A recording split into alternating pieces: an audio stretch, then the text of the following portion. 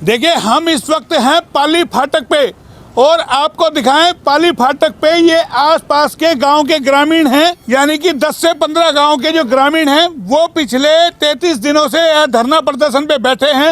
एक बार camera person से कहेंगे ये बैनर जरूर दिखाएं और इस पे बाकायदा डेट लिखी हुई है कि 21 जनवरी को ये लोग यानी कि अंडरपास की मांग को लेकर के यहाँ धरने पर बैठे थे और आज करीब 33वां दिन इनको हो गया है और इनकी बातों पर अभी तक कोई अमल यानी कि नहीं हुआ, ना ही कोई सरकार ने संज्ञान लिया है कि आखिर इनकी मांग कितनी जायज़ है, नाजायज़ है, क्या इनकी मांगों पर होगा, कोई अभी तक सुनने वाला नहीं है। लगातार ये लोग धरने पर बैठे हैं।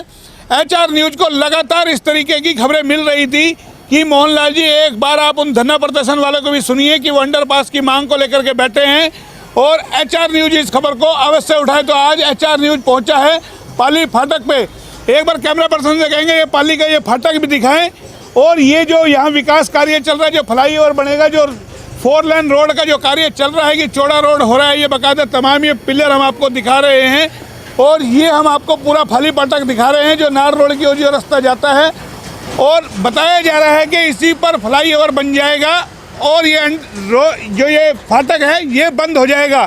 तो इन लोगों की सीधी सीधी मांग है कि यहाँ पर अंडरपास बने, रेल की पटरियों से नीचे जाने के लिए कोई ना कोई रास्ता हो, क्योंकि 15 से 20 गांव हैं करीबन, वो प्रभावित होंगे। आखिर वो आएंगे जाएंगे कैसे, बारी बारी इन्हीं से जानते हैं। ओम प्रकाश यादव, मैं संघर्ष समिति का प्रधान हूँ। अच्छा, आप संघर्ष समिति के प्रधान हैं। हाँ, क्यों आप धरने पे बैठे हैं ये बताइए। धरना इसलिए बैठे हैं कि ये ओवरब्रिज बनने के बाद और फाटक बंद होने के बाद हमारी बहनों, महिलाओं को, आदमियों को 1.5 किलोमीटर 2 किलोमीटर इधर जाकर पुल पर चढ़ना पड़ेगा, फिर ओवरब्रिज पर चढ़ के देख में ज़मीन हमारी साइड में है 700 के एकड़ और फिर वहाँ 2 किलोमीटर उतर के खेत हमारे फाटक के साथ है। तो कितनी परेशानी होगी उन महिलाओं को। दिन में 2 बार हरा चारा लाना पड़ता है, ठीक है ना। खेती सारी इधर है लगभग और फिर खेती निकालने के बाद उसका ढुलाई करने में भी बड़ी दिक्कत आती है। तो इसलिए हम चाहते हैं कि अंडरपास हो जाए तो हमें सुविधा मिल जाएगी, हमें दूर नहीं जाना पड़ेगा, घूमना नहीं पड़ेगा। इस चक्कर में हम इस धरने पर बैठे हैं। तो सुना आपने, सीधा सीधा बता दिया है। जब ये फ्लाईओवर बन जाएगा तो बड़ा व्यस्ततम, आपको बता दें, ये रोड है और आप देख सकते होंगे, तस्वीरें एक बार दिखाएं कि ये 24 आवर्स बहता हुआ रोड है। यहाँ व्हीकल थमने का नाम नहीं लेते हैं। जाहिर है जब फ्लाईओवर बन जाएंगे तो और भी रफ्तार से यानी कि यहाँ जो ट्रैफिक चलेगा। तो सोचने वाली बात यह है कि जो पैदल चलने वाला है, जो चारे लाने वाली महिलाएं हैं, कैसे फ्लाईओवर को पार करेंगी, किस तरीके से चढ़ के आएगी। इनकी चिंता कहीं ना कहीं जायज़ है कि जब ये बन जाएगा तो यहाँ अंडरपास होना चाहिए ताकि पैदल जाने वाला यात्री किसी भी तरीके से निकल सके, क्योंकि आसपास के जो ग्रामीण हैं उनकी पीड़ा बड़ी है। आप ये बताइए, आप लोग यहाँ पर बैठे हैं धरने पे। मेरा गांव, मैं ओम प्रकाश सैन, गांव गोठड़ा। हम 21 जनवरी से इस धरने पर बैठे हुए हैं। धरने का कारण है जब ये फ्लाईओवर बन जाएगा तो रेलवे फाटक पाली 2 भागों में बट जाएगा, बंद हो जाएगा, बिल्कुल आना जाना बंद हो जाएगा। 2 पाली गांव और पाली गांव के किसानों की ज़मीन 2 भागों में बट जाएगी। एक पूर्व में ज़मीन है काफ़ी और पूर्व में गांव है और पश्चिम में किसानों की ज़मीन है। तो वहाँ से आने जाने के लिए काफ़ी मकसद करनी पड़ेगी। यहाँ जब फ्लाईओवर बन जाएगा तो 2 किलोमीटर फ्लाईओवर की पूर्व में दूरी है और 2 किलोमीटर पश्चिम में दूरी है। अगर कोई भी एक आदमी जाता है या महिला जाती है, किसान जाता है किसी भी प्रकार का, तो उनको अपने खेत में जाने के लिए 5 किलोमीटर की अतिरिक्त दूरी तय करनी पड़ती है। ये समस्या होगी। इसके अतिरिक्त यहाँ पर गांव के पूर्व क्षेत्र में जो ज़मीन है उसमें गांव के बासिंदा भी ढाणी बनाकर बस रहे हैं। वहाँ पर काफ़ी परिवार है, वो भी प्रभावित होंगे, क्योंकि गांव में ही हर तरह की सुविधाएं हैं, जैसे डिस्पेंसरी है, पशु हॉस्पिटल है, कॉलेज है, गवर्नमेंट कॉलेज लड़कियों का भी है, JBT कॉलेज है, ये B.Ed कॉलेज है, और भी संस्थाएँ हैं, 10+2 का भी है। इस प्रकार से बच्चे भी प्रभावित होंगे, लड़कियां भी प्रभावित होंगी और दूर दूर से जो बच्चियां पढ़ने के लिए, शिक्षण ग्रहण करने के लिए आएंगी वो भी प्रभावित होंगी। तो देखिए, एक चीज़ है कि कहीं ना कहीं इनकी अपनी पीड़ा है, लेकिन आपको बताएं विकास होना चाहिए। विकास के लिए ये लोग भी मना नहीं कर रहे हैं कि होना चाहिए, लेकिन जब ये प्रोजेक्ट बनता है, योजनाएं बनती है, तो इन चीज़ों का क्यों नहीं ध्यान रखा जाता कि जो कितने ग्रामीण हैं उससे प्रभावित होंगे, उनकी परेशानी क्या क्या होगी। आपको लगता है जब ये प्रोजेक्ट बना आप लोगों को ध्यान रखना चाहिए था कि 15-20 गांव हमें प्रभावित इसका होंगे? पता नहीं, ये फाटक इस साइड में फाटक बना दी थी। हमने सोचा ये फाटक हमारे लिए बनी है पैदल जाने के लिए, हमें ये नहीं पता था कि ये बंद हो जाएगा। और कॉरिडोर की जो रेलवे लाइन जा रही है इसकी दीवार हो जाएगी 9 फुट ऊंची, यहाँ निकलने का रास्ता ही नहीं है, फिर कहाँ जाएंगे हम, इसलिए हमने मजबूरी में धरना देना पड़ा। आपने देखा होगा रेवाड़ी से कई अंडरपास बने हैं रेलवे के नीचे, यहाँ बनाने में दिक्कत क्या है? जब घूम करके बनता है, यहाँ गवर्नमेंट ने गोरी का बन रहा है और जगह बन रहे, कई सारे बन रहे हैं, वो हमने तो देखा। बन रहा है, वही डिमांड हम कर रहे हैं। पहले तो सोचा था हमने फाटक बन रही है इसलिए रास्ता हो जाएगा, अब वो रास्ता रहा ही नहीं, तो आखिरी को हमें धरना देना पड़ा। कितनी परेशानी होगी। लेकिन इतने दिनों में कुछ सुनने आए हैं आप लोगों की? आज HR न्यूज को यहाँ पहुंचना नहीं, पड़ा। लगातार हमसे ये लोग कह रहे थे कि मोहनलाल जी आप हमें भी 5 मिनट का 10 मिनट का समय दो। वैसे तो बनवारी लाल जी भी यहाँ आए थे, बनवारी लाल यहाँ मिले थे, मेमोरेंडम में दिया है। रेलवे ने बजट पास करके भी गवर्नमेंट को विधानसभा में भेज दिया है 14 करोड़ 74 लाख कुछ रुपए का, तो वो भी अगर गवर्नमेंट पास कर देगी तो वो मंजूर हो जाएगा। बस ठीक है। आपको लगता है, उम्मीद है कि सरकार आपकी सुनेगी? या सरकार को हमारी सुननी चाहिए। ये हमारा काम नहीं है, पूरे इलाके का काम है, एक आदमी का काम नहीं है। हर आदमी परेशान होगा आगे आने वाले वक्त में। बच्चे में क्या कहेंगे, तुमने क्या क्या आगे चलकर। तो ये आंदोलन आपको इतने दिन हो गया, 33वां दिन हो गया, अभी भी कोई आसार नजर नहीं आ रहे कि सरकार आपकी सुनेगी? अभी तो फिलहाल ऐसा कुछ नहीं दिख रहा जी, कोई नहीं दिख रहा, कुछ नहीं दिख रहा। सरकार का नुमाइंदा आया था, एक दिन कहेगा हाँ ठीक है देखते हैं, ये नहीं क्या बना रहे हैं, वो भी कब देखते हैं। तो तमाम जो आपके जनप्रतिनिधि है जिनको आप चुनाव जिता के भेजते हो, वो आपकी आवाज बन रहे हैं नहीं बन रहे? और जी फॉर्मेलिटी रूम में आ गए जी, हाँ ठीक है बनाएंगे, आपको बनाएंगे। आश्वासन देने अगर बनाते तो हमें यहाँ बैठने की क्या जरूरत थी। सरकार को सोचना चाहिए था, ये गांव के आदमी आ जा रहे हैं, जमीन पड़ी तरफ है, इनका भी कुछ दायित्व बनता है सरकार का भी। ये सारा हमारा दायित्व है, हम धरने पे क्यों बैठते? हंसी खुशी को धरने पे बैठता है, मजबूरी हमारी। तो देखिए मजबूरी है हमारी। अब सबसे बड़ा सवाल ये उठता है कि आखिर इनकी सुनवाई कब होगी। लेकिन और भी हमारे साथ लोग हैं, तमाम एक बार कैमरा पर्सन से कहेंगे, बाकायदा देखिए टेंट इन लोगों ने लगाया हुआ है, बाकायदा 33 दिन करीबन यहाँ हो गए हैं और दिन भर यहीं रहते हैं, रात के वक्त भी यहीं रहते हैं। आप ही बताइए, को लगता है आपको सुनेगी सरकार आपकी? देखो जी, उम्मीद तो बहुत है भाई, जितने सरकारी आदमी आती है। लंबे लंबे चलते, किसान बैठे हैं आंदोलन अपनी मांगों को लेकर के। सरकार के जो नुमाइंदे आते हैं, मंत्री जी भी आए हैं, ओम प्रकाश जी भी आए हैं, बनवारी लाल जी भी आए हैं, और भी रेलवे के कोई हैं वो जो पदाधिकारी, उन्होंने भी आश्वासन दिया है। खाली आश्वासन दे रहे हैं सर, आश्वासन से कितना दिन काम चलेगा ये तो पता नहीं है। हम तो आश्वासन पर बैठे हुए हैं, इसके अलावा कोई रास्ता है ही नहीं। कोई रास्ता नहीं है। अभी आप बहुत कुछ हमें बता रहे थे, किस किस चीज़ का प्रभाव पड़ेगा अभी आप बताते हैं। कॉलेज है, क्या क्या है, क्या दिक्कतें हैं यहाँ साहब? अंडरपास 2 किलोमीटर इधर 2 किलोमीटर इधर लंबाई पड़ती है। लड़की आती है, कॉलेज है, बैंक है, +2 है, B.Ed कॉलेज है, मतलब बहुत ज़्यादा लेडीज डिपार्टमेंट है। 15-20 गाँव का आना जाना इधर से, तो 2 किलोमीटर उधर से उतरो, 2 किलोमीटर इधर से उतरो। तो हमें पूरा विश्वास है सरकार पे, इस अंडरपास को बढ़ाएगी। रामपाल नाम से मेरा। रामपाल जी, क्या कहेंगे जो ये आंदोलन चल रहा है? आंदोलन में दुखी है लिया उधर दक्षिण हरियाणा से सरकार बने अन्य धरना पे बैठाऊँ सी पढ़ा रहा सी नेताओं से वोट मांगने, हाथ जोड़ेगा, पाँव पकड़ेगा, अरे भी एक भी तिथना ले रहा। क्यों कह रहे थे सारे नेता लिए? नेता आले बनवारी काल यहाँ से गया था, उसको अधिकार था कि नहीं पूछा भाई मेरा एरिया है, क्यों बैठे भाई, पास करवा दूंगा। वोट तो आप लोग देते हो, वोट हम देंगे, आगे आगे ले लेगा वो, कैसे लेगा इस एरिया से? क्यों? वो तो पिछली बार भी विरोध हुआ। वो विरोध हो तो मोदी के चक्कर में दे दिया, आप कैसे देंगे? 80% वोट दिया उस आदमी को, उस आदमी का अधिकार था यहाँ आने का, 10 चक्कर लगाने का, लेकिन एक बार आया, दोबारा नहीं आया। अच्छा। मीर कुमार है वो, उससे बोलो धरना नहीं हटेगा, बोलो पूरे हमें भी कह दिया भाई जितने में ग्रांट पास ना करो बैठे रहो। तो क्या नेता हो, कम से कम उसमें ताकत रखनी थी। सांसद उठाते हैं आवाज? सांसद तो आते नहीं, दर्शन ही नहीं करते। अच्छा है? और जो आपके और जो विधायक है यहाँ से, विधायक तो वही है, बनवारी लाल ही है, सत्ता में मंत्री भी है। हाँ, तो वो सत्ता में मंत्री, वो तो कुछ भी नहीं है साहब। मोहनलाल जी वो तो बेकार से ऐसा तो सब्रवाल जैसा ने वोट देता तो कम से कम। तो तुम्हें बाद में समझ आती है क्या? बाद में ना ये समझ गई पब्लिक हमारी सारी। तब क्या, अब तो 4 साल, अब क्या करोगे आप? ये 4 साल दर्द मारांगा, बाद में देखांगा मेरा ने।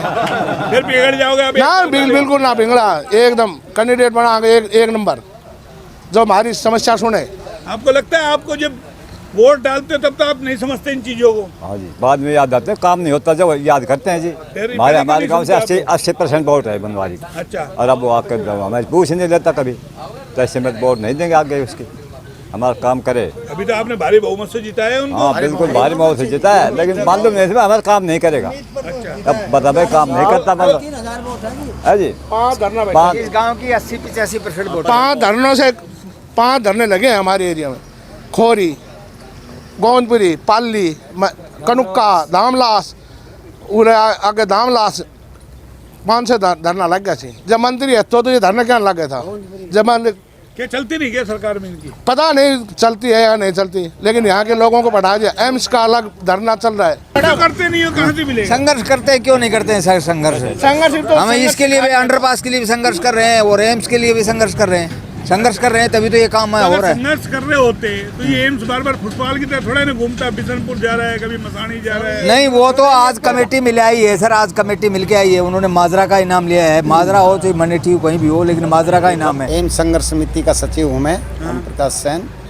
देखो जी, सरकार का एक रवैया बन गया है। सरकार का रवैया बन गया है कि जब तक संघर्ष नहीं करोगे आपको कुछ मिलने वाला नहीं है। पता नहीं क्या भावना बन गई सरकार की, और भाई संघर्ष करो और प्राप्त करो। गाड़ी गई है वहाँ पर। आज हम ये भी कह रहे हैं कि भाई हम शांतिपूर्वक काम करेंगे और शांतिपूर्वक धरना भी देंगे। सरकार हमारी इसको कमजोरी ना समझे, अगर भाई ये शांतिपूर्वक रहेंगे। अगर हमें आगे जाकर और तेज संघर्ष करना पड़ेगा तो हम जाकर संघर्ष करेंगे, बहुत तेज करेंगे। आप ये बताइए, किसान जो आंदोलन पे बैठे हैं उसको आप किस रूप में देखते हैं? उसमें किसानों की अपनी, लेकिन यहाँ एक क्षेत्रीय समस्या है जिसका हल हरियाणा गवर्नमेंट निकाल सकती है। हरियाणा गवर्नमेंट के पास जो बजट गया है उसको स्वीकृत कर दे और अपने आप अंडरपास बन जाएगा। अंडरपास बन जाएगा। हाँ। आपको लगता है सरकार को सुनेगी आप लोगों में? अगर सुनना चाहिए, नहीं सुनेगी तो आगे दूसरे भी विकल्प है हमारे पास। और क्या करेंगे, मरता क्या न करता, क्या बताइए क्या करेंगे आप? अगर सरकार ने कोई इसका उचित वो नहीं किया तो यहाँ पर धरना प्रदर्शन करेंगे, क्रमिक भूख हड़ताल करेंगे, रास्ता रोकेंगे। तो आप कर रहे हैं, 33 दिन हो गए। नहीं, ये तो शांतिपूर्वक चल रहा है। अगर ये इसके आगे कोई इसके संभावना नहीं बनती है तो फिर वो हमारे पास विकल्प ही क्या बच जाएगा, बताइए आप। लोग वैसे करते हैं ना, हमारा हिंसक आंदोलन है। टोटल आबादी कितनी प्रभावित होगी इससे अगर ये नहीं सुनती है सरकार? तो आबादी तो आप 15-20 गाँवों की लगा सकते हैं कम से कम। 60-70 हाँ, तो 15-20। जब एक बात बताइए, लाखों लोग किसान वहाँ धरने पे बैठे हैं, उनकी नहीं सुनवाई हो रही, आपको लगता है आप 15-20 हज़ार लोगों को सुनेगा? जैसे सैन साहब ने अभी बताया कि वो तो राष्ट्रीय समस्या है, उसमें तो कई प्रकार की परेशानियां हैं, कोई किसी तरह की राजनीति भी घुस रही है, लेकिन हमारा तो शांतिपूर्वक है। केवल रेलवे का भी ब्रिज बनाना सेंट्रल गवर्नमेंट का काम है ना? नहीं, वो तो रेलवे ने तो केवल सैंक्शन देनी होती है, एनओसी देनी होती है कि हमें कोई आपत्ति नहीं है। केवल ये हरियाणा सरकार ने बजट एलोकेट करना है और उसकी प्रोसेस चल रही है। अब हरियाणा सरकार का क्या रुख रहता है, अभी जब तक ये सेशन चलेगा, बजट सेशन, उसमें दिखाई दे जाएगा कि हमारे उसमें कितने इसकी सुनवाई होती। तो ये तमाम चीज़ें हम जो आपको बार बार दिखा रहे हैं, ये देखिए। और आपको बता दें, जब ये प्रोजेक्ट यहाँ शुरू नहीं हुआ था तो यहाँ की स्थिति से भी एक बार अवगत करा देते हैं। यहाँ 4 से 5 किलोमीटर जब भी फाटक यहाँ बंद होता था तो जाम लग जाता था। ये स्थिति, इस जाम से निपटने के लिए ही तमाम ये बड़ी परियोजना बनी है कि रेवाड़ी से लेकर के और यानी कि नारनौल होते हुए तमाम इस रोड को चौड़ा किया जाए और आगे जाकर के ये रोड मिलेगा। बड़ी लंबी ये परियोजना है, लेकिन इस परियोजना से अब आपको कोई फायदा होगा? जिस तरीके से आपके तमाम जो बिल्कुल होगा फायदा। जब ये अंडरपास बना देंगे तो फायदा ही फायदा। अंडरपास नहीं बनाती है तो आप क्या करेंगे? जब आपको 33 दिन आज आपको हो गए, नहीं बनाते तो हम और अगला स्टेप, स्ट्रॉन्ग स्टेप उठाएंगे। 90 दिन किसानों को आंदोलन पे बैठे हुए हो गए, तो वो तो बात है ना, राष्ट्रीय स्तर का है। आपको 90 दिन हो गए, आपको 33 दिन हो गए, कितने दिन आंदोलन? आप तो जब नहीं करेंगे तो फिर दूसरे रास्ते बहुत है, रास्ता रोकेंगे। ये इसको ये ओवर ब्रिज बन रहा है, इसको रोकेंगे। अब यदि हमारा ये सेंसन गवर्नमेंट कहती हम नहीं बना सकते हैं तो हम ये काम भी रोकेंगे, रेल भी रोकेंगे, जो हमसे बने पाएगा सब काम हम करेंगे। क्योंकि हमारी बच्ची पीढ़ी जो पीछे की आएगी, जो बच्ची आती है, हमारी पूरी ज़मीन यहाँ लगती है, तो हम तो 5-6 किलोमीटर तो जाएंगे, 5-6 किलोमीटर तो जाएंगे। लेडीज 2 बार से 3 बार खेत में आती है। तो जमीन तो आपकी भी एक्वायर हुई होगी ना, ये चौड़ा करने में आप ही लोगों की जमीन होगी। जमीन हमारी है, लेकिन बाकी जमीन बची हुई हमारी। जो हमारे भाई जो ढानियों में रह रहे हैं, कल ने मान लें उनमें मृत्यु हो जाती है, कितना लंबा घूम करके आएंगे वो? लेडीज चारा लेकर आती है, हरा चारा लेकर आती है, पशु चारा लाती है, हम अनाज भी लेकर आएंगे, तो हमें कितना लंबा चौड़ा रास्ता पड़ेगा। तो अपने लिए हम कुर्बानी साहब जाने हर कुर्बानी देने के लिए तैयार हम नहीं। हाँ, सारे दिन ऐसे सारे दिन नाराबाजी चलती है जी। रात को 15-20 आदमी ड्यूटी लगती है, रात को सोते हैं, अब दिन में रहते हैं, सारे दिन बैठे रहते हैं। औरतें आती है, वो क्या नाम है, इस टाइम वो उनका चारे का टाइम होगा, दूध निकालेंगे, उसके बाद वो फिर आएंगे, शाम को 7 बजे तक रहती है वहाँ। आपकी सिर्फ एक ही मांग है कि इसमें जो है अंडरपास बन जाए किसी भी तरीके से, आपको उस साइड में जाने का, रेलवे के साइड में, परली साइड जाने का रास्ता बिल्कुल। हम सरकार के विरुद्ध नहीं है जी, हम सरकार के विरुद्ध नहीं है, हमें अपने हमारा अंडरपास पास कर दो, हम अपने घर चल जाएंगे। कितना बड़ा है उसमें खर्चा, क्या नहीं? 14 करोड़ 72 लाख रुपए जी एस्टिमेट बनाया इसका, चंडीगढ़ भेज दिया गया। अब सरकार के ऊपर, मतलब सरकार से दरख्वास्त करता हूँ कि हमारा अंडरपास जल्दी से बना दे, हम अपने घर में। ये कहीं ना कहीं पीड़ा भी है, तमाम जो लोग हैं ये आंदोलन कर रहे हैं, उम्मीद की किरण है कि सरकार इनकी सुन ले और यहाँ एक अंडरपास बना दे, क्योंकि कई सारे गाँव जो है प्रभावित होंगे। अगर ये ऐसा नहीं होता तो परेशानी सबकी बढ़ने वाली है, इसीलिए तमाम जो गांव के ग्रामीण है, कितने गांव की परेशानियां बढ़ जाएगी? ये कम से कम 15 गांव है चारों तरफ के, हाँ जी, और आसपास के दूर दूर तक के भी गाँव का आना जाना है इसी रास्ते से। लड़कियां आती हैं, लड़कियां बाहर से आती हैं, गर्ल्स कॉलेज है गाँव में, तो उनको कितना दिक्कत होगी।